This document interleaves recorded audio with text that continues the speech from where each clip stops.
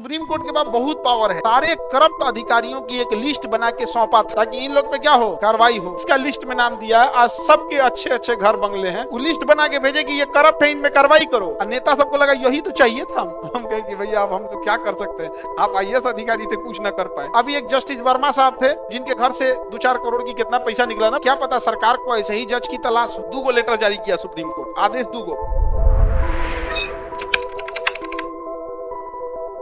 Supreme court के पास बहुत power है, इसके पावर को आप नहीं रोक सकते हैं यहाँ पे। इसके न्यायपालिका कैसी है, स्वतंत्र है। इन्हें वेतन दिया जाता है संचित निधि से।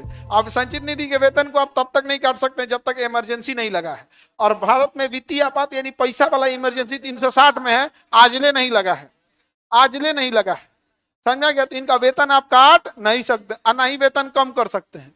ना वेतन काट सकते हैं, ना कम कर सकते हैं। ना जज को आप सस्पेंड कर सकते हैं, ना जज को प्रमोशन दे सकते हैं।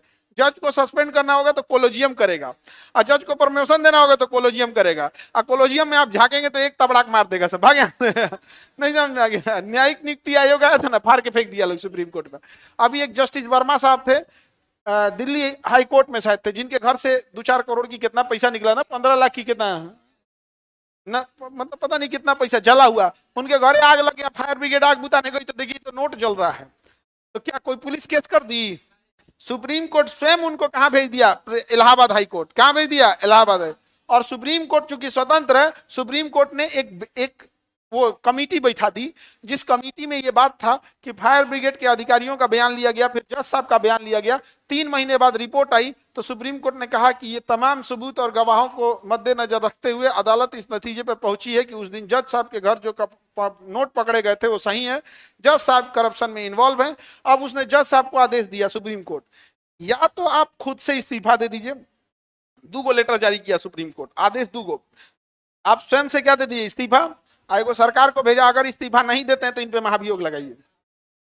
महाभियोग लगा दी, क्योंकि जज को हटाने के दूसरा कोई रास्ते नहीं है।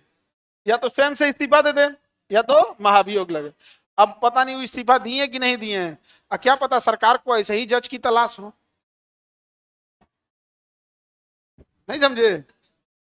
सरकार ऐसे ही जज से तलाश हो। एक बहुत बूढ़े आईएएस अधिकारी थे, वो बहुत बड़े पद पर रिटायर हुए थे और अब बुजुर्ग हो गए हैं, 80 साल की एज है यहाँ पे। तो उन्होंने बताया कि हमसे बता रहे थे कि सर, मैं जब सीएम सेक्रेटरिएट में था, सचिव था सीएम को, तो मैं राज्य के, बिहार के सारे करप्ट अधिकारियों की एक लिस्ट बना के सौंपा था।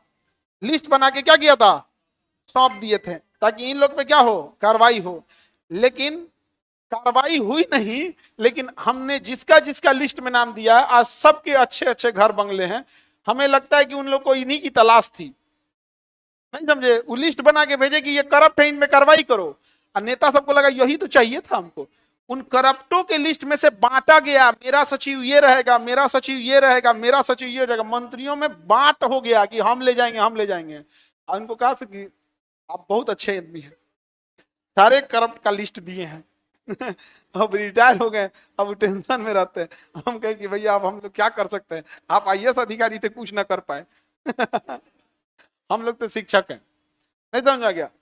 शिक्षक हैं, लेकिन हाँ इतना जरूर आप लोग को बता देते हैं कि आप रोक के सवाल पूछ सकते हैं। तो सुप्रीम कोर्ट स्वतंत्र है या नहीं है? सुप्रीम कोर्ट स्वतंत्र है। सीधे सरल शब्दों में न्यायपालिका की स्वतंत्रता का अर्थ होता है सरकार के अन्य 2 अंग, विधायिका और कार्यपालिका। विधायिका मतलब नेता और कार्यपालिका मतलब अधिकारी न्यायपालिका के कार्य में किसी प्रकार का बाधा नहीं डालेंगे। डीएम चल जाएंगे क्या?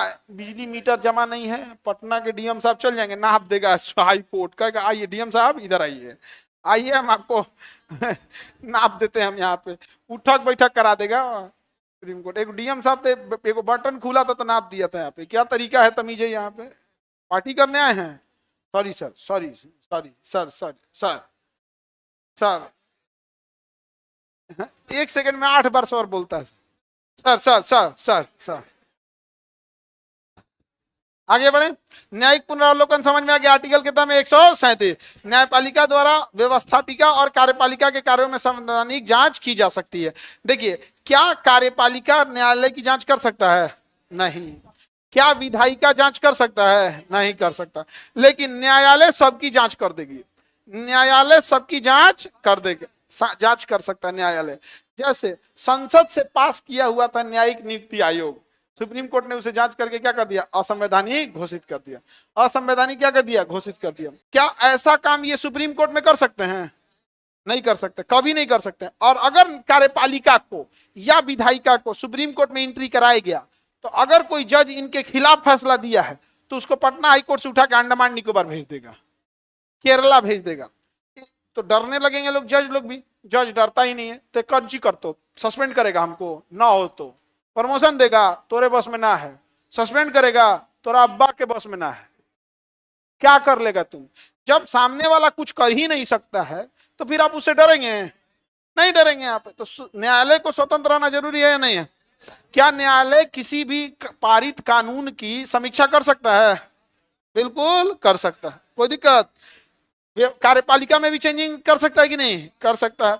कल को कोई नियम लागू कर सकता है सुप्रीम कोर्ट, यहाँ पर समझ आ गया कि नहीं? सुप्रीम कोर्ट या वो भी कोर्ट में, समझ आ गया?